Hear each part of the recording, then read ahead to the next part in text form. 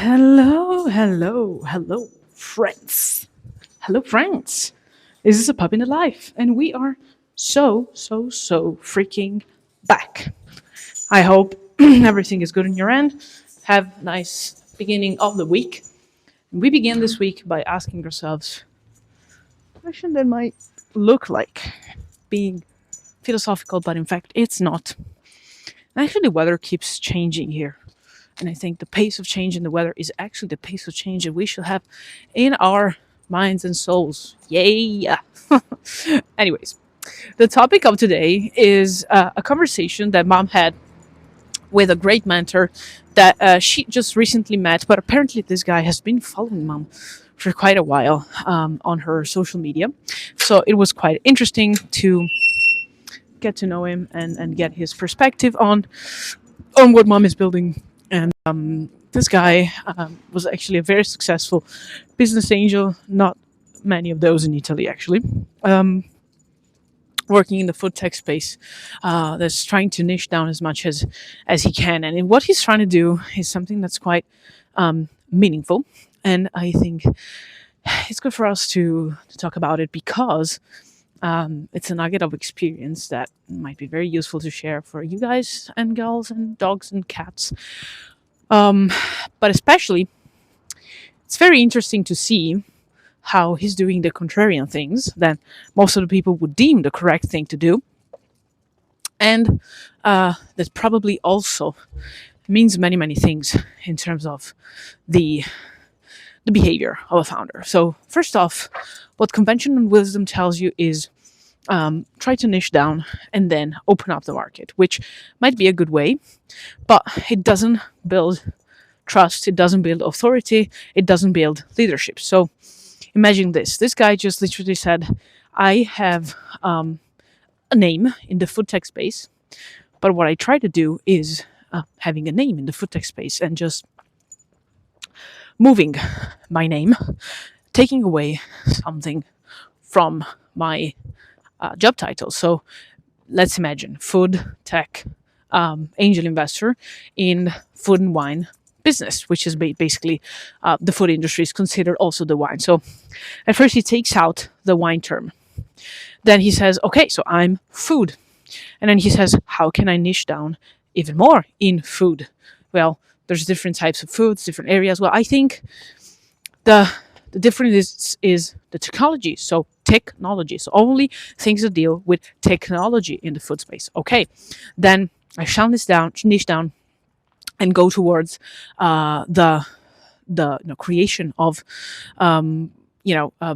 new food. So basically, I don't want to get involved into anything that relates to sugar. So taking away all the sodas, all the candies, all the cakes, whatever that's not good for you.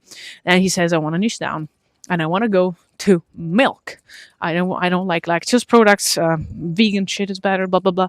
I agree, by the way. So sustainability. So also an ethical and philosophical question. So basically, what the guy's doing is taking away a word that defines him and niching down as much as he can as he grows, right?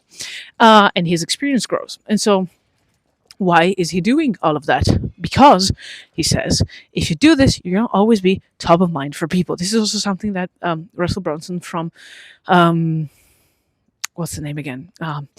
ClickFunnels always talks about and says, you shall be top of mind for people by being the funnel guy, the XYZ guy, which is also a limitation for people like mom, for example, which does means a lot of things, does a lot of things, is a lot of things, just like any one of us, and really likes to share it. So basically, it's very truthful of her to show many things about her that shall indicate how she is evolving her life as you go, but doesn't really help to have you top of mind for people. And so that's something to be working on, which is also something that another mentor was mentioning to her as well. Not in these terms, but like different terms, but they did. And then he said, this thing is built, that's the second thing I want to share, through many no's. They're going to ask you to do a project that it's not in food tech, in the food tech space and whatnot. You're going to say no. They're going to ask you to do a project that involves other things, but they want you to do them and not, take other people for that. And you're going to say no. They're going to ask you to do it for less, and you're going to say no. So the thing about this is you build leadership through this. You actually build trust and build positioning through leadership and through price. There are two things that can be considered together.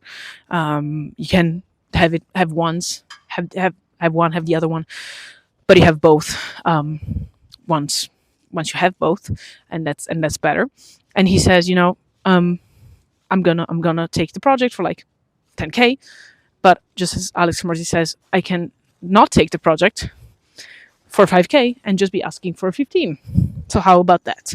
The variable is exactly the same. And he says, once you're the best in the market, and they're going to be like, oh, okay, who can I call for food tech? Well, I'm going to call that guy. How much does the guy cost? I don't care, because he's a number one.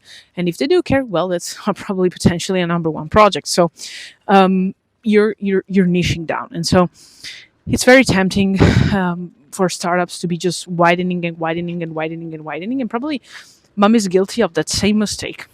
And many startups are, actually, because it's totally normal for you. If you need to scale, you need to go to pockets of life, of companies, of market that you haven't touched upon yet. It's totally normal, and it's fine to do it. I'm not saying, and I'm not advising against it. It's exactly what you should be doing, but not just all at once, and especially not if you're trying to pursue like a differentiation type of project, and not like a mass market project, which is usually the case at first in the B2B business. And so the thing is,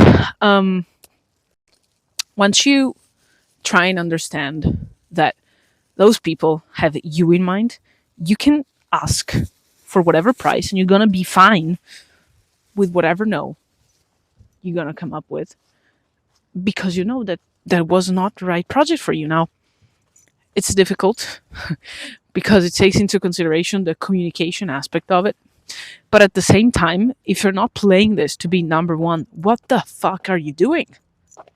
And I'm a dog by trying to be number one in the scent detection space. So guess what? Who's on the wrong here? So it was very valuable. Everything is communication. You're building through leadership and through pricing. I've always said the same effort to close a 1K deal is the same to close a 10K deal. Just a 10K deal doesn't bother. The 1K deal usually does. The same pain to close a 100K is the same of a 10K. Of course, you're not going to ask 100K to somebody whose revenue was 100K last year, or 200K, half of the revenue in budgeting for you, of course.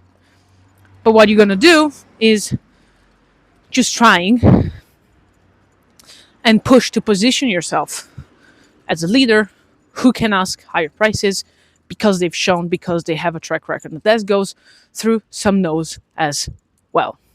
And then Mom is guilty of that and trying to learn out of that, also putting advisors in place to understand how to deal with that better. But I wanted to share the nuggets with you because it was a very enlightening call.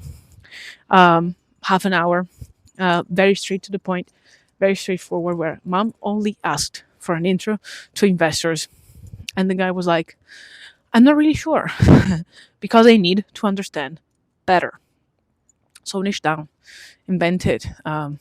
Your region, your area, your, I don't know, your color, your favorite type of music, whatever you feel, it's good. So this is all for today.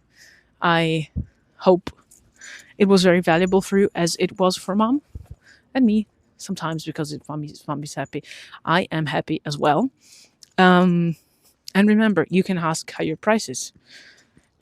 You can be a leader. It's just about saying no and niching down and being on top of mind for people, which means, after all, elevating yourself from the mass. And after all, you cannot do everything for everyone. That's just not feasible in life. So this is all for today. We're gonna go back to work now. Have an amazing, amazing, amazing day and week. And for now, I will send you kisses, hugs, and a bit of barks. Bye.